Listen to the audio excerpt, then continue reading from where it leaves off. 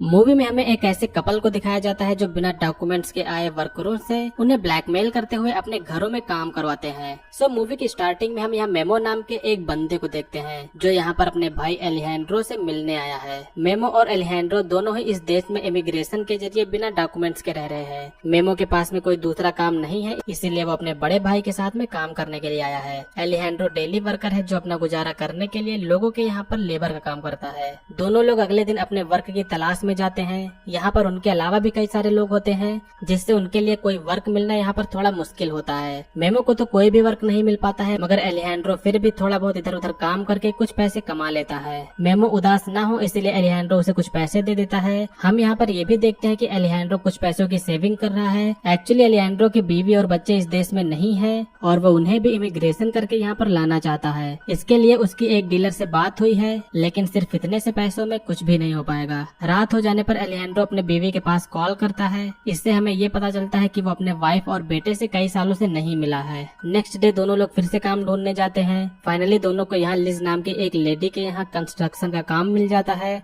एलिजेंड्रो अपने भाई के साथ हेक्टर और टोनियो नाम के और दो शख्स को भी साथ में ले जाता है। सभी लोग इस रिच लेडी की कार में बैठकर उसके घर की ओर जा रहे होते हैं। उनको रास्ते से ही पता चल जाता है कि ये कोई आलीशान घर होगा। वो घर पर पहुँचते हैं, जिसके बाद में वो लेडी इन्हें इनका काम बता देती है और बाद में सभी लोग अपने काम में लग जाते हैं। सभी तो अपना काम कर रहे होते हैं, लेकिन हेक्टर लिज पर चांस मारने की कमी नहीं रखता। मगर जैसा कि ये सभी लोग लिज को समझ रहे हैं, लिज उससे काफी डिफरेंट है। कुछ देर बाद हम यहाँ पर लिज के हस्बैंड बेन को देखते हैं, जिसके बाद में हेक्टर का प्लान तो यहाँ पर फेल हो जाता है। मगर ये लोग अभी भी ये बात सोच रहे होते हैं कि एक खूबसूरत लेडी हम जैसे खतरनाक क्रिमिनल जैसे दिखने वाले लोगों को अकेले अपने घर में बिना डरे काम करने के लिए कैसे बुला सकती है। इन लोगों के काम करते हुए अब तक रात हो गई होती है, जिसके बाद में एलिजेंड्रो आज का काम खत्म करके आज के पैसे लेने के लिए घर के नजदीक जाता है, लेकिन घर में झांकने पर वहाँ पर कोई भी नहीं दिख रहा था। जिसके बाद में वो वापस काम वाली जगह पर आ जाता है। वहाँ पर पहुँचते ही यहाँ की लाइट्स जल जाती हैं। इसे देखकर ये लोग समझ जाते हैं कि वो लेडी इनसे रात में भी काम करवाना चाहती है, लेकिन अब तक ये सभी लोग थक चुके होते हैं। जिसके बाद में सभी लोग काम छोड़कर आराम करने में लग जाते हैं। ये सभी लोग आराम से सो रहे होते हैं, मगर तभी ले जाके इन सभी पर पानी डाल के इन्हें जगा देती है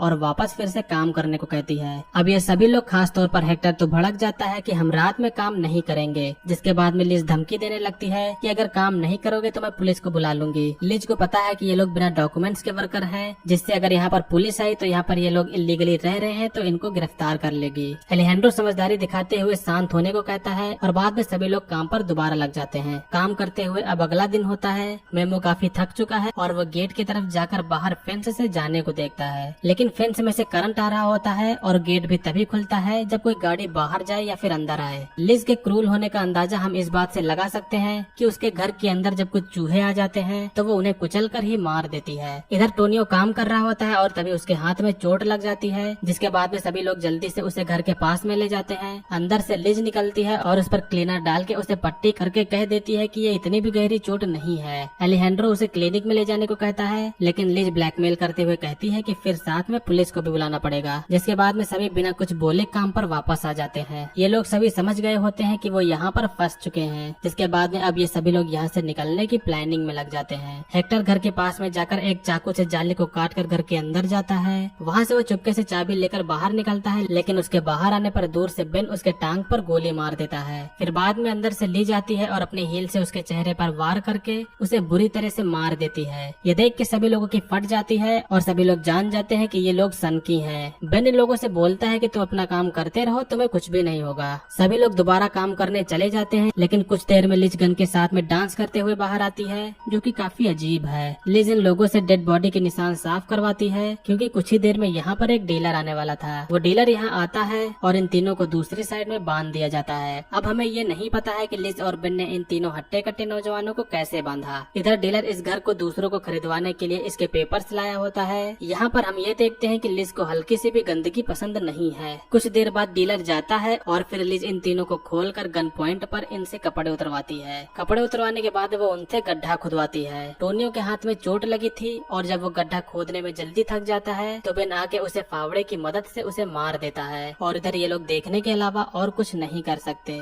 जल्द ही शाम हो जाती है। हम यहाँ ये भी देखते हैं कि टोनियो अभी जिंदा है। मेमो को खुदाई करते हुए नीचे एक बड़ी जड़ मिलती है। एक्चुअली वो एक वायर का केबल था, मगर मेमो जड़ कहकर फावड़ा मांगता है और जब वो इस वायर को फावड़े से काटता है तो यहाँ सारी लाइट चली जाती है। इसके बाद में सभी लोग इधर उधर भागने के लिए चले जाते हैं। टोनियो भी वहाँ से भाग के फेंस के पास चला जाता है। अब जैसा कि लाइट तो है नहीं तो टोनियो इस फेंस पर चढ़ के बाहर चला जाता है। टोनियो तो बाहर चला जाता है, लेकिन जब बेन उसके पीछे उसे पकड़ने के लिए जाता है तो लिज इधर लाइट को ऑन कर देती है और बेन शॉक लगने से नीचे गिर जाता है। टोनियो कुछ ही दूरी पर जा पाता है, लेकिन बेन वहाँ पर पहुंचकर उसे गोली से तभी मार देता है। इस तरफ मेमो और एलेजेंड्रो दोनों लोग घर के अंदर घुसकर यहाँ से जाने के लिए चाबी ढूंढ रहे होते हैं, लेकिन इसी दौरान यहाँ का पालतू डॉग आ जाता है। वो एलेजेंड्रो पर हमला कर देता है। मेमो इस डॉग को छुड़ाते हुए उसे चाकू मार देता है, लेकिन तब तक यहाँ पर बेन आके उसे मार कर बेहोश कर देता है। अब अगले दिन हम देखते हैं जहाँ लिज और बेन दोनों लोग काफी तैयार होके इस घर को जो खरीदने आने वाले हैं उनका वेलकम कर रहे हैं, और दूसरी तरफ मेमो और एलेजेंड्रो एक जगह पर कैद होते हैं। ये जगह पूरी तरह से लॉक होती है। इधर जो कपल घर देखने को आए होते हैं उन्हें ये घर काफी पसंद आता है। अब रात हो जाने पर मेमो देखता है कि एक जगह से पानी की लीकेज हो रही है।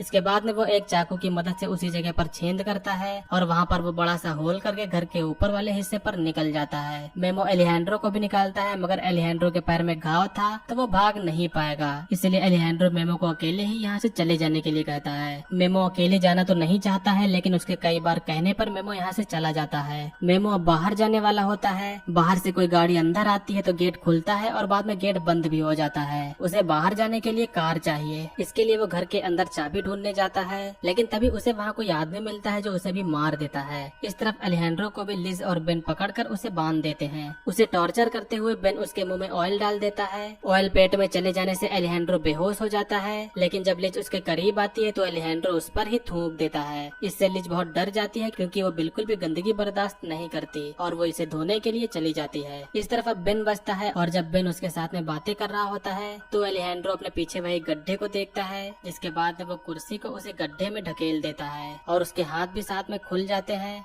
बेन उसे देखने के लिए उसी गड्ढे में नीचे जाता है और इधर एलेजेंड्रो को चाकू मिल जाता है, जिसके बाद में वो उसी से बेन को चाकू मार देता है। अब एलेजेंड्रो यहाँ से आजाद हो चुका है। उसने इस घर पर काम किया, लेकिन इन लोगों से बदला लेने के लिए वो इनका घर अब जला देता है। लिज इधर से देखती है कि उसका घर जल रहा है। वो चीखते हुए बाहर निकलती है और फिर बाद में वो बेन को बुलाती है। वो घर के अंदर जाती है और वहाँ भी घर की हालत खराब होती है। लिज को अभी नहीं पता है कि बेन मर चुका है। वो सीढ़ियों पर गंदगी को देखती है और उसे फॉलो करते हुए कमरे में जाती है। यहाँ पर एलेजेंड्रो होता है जो उस पर हमला करके अब उसे गन की नोक पर रख के उसके सामने गिर के माफी मांगने को कहता है, लेकिन लिज इसी दौरान एलेजेंड्रो के घाव पर काट लेती है और यहाँ से भाग जाती है। मगर आखिर वो यहाँ से कहाँ भाग पाएगी और अंत में वो मारी जाती है। लास्ट में सिर्फ एलेजेंड्रो बचता है। कुछ समय बाद पुलिस आती है और यहाँ पर क्या हुआ और किसने ये सब किया कोई भी नहीं जान पाता है। एलेजेंड्रो बाकी पैसे लेकर अब उसी शख्स के पास में जाता है जो अब उसके फैमिली को भी इस जगह पर ले आएगा। न जाने और भी कितने लोग यहाँ पर एलेजेंड्रो की तरह हैं जो इस कंट्री में स्लेवरी की जिंदगी जी रहे हैं।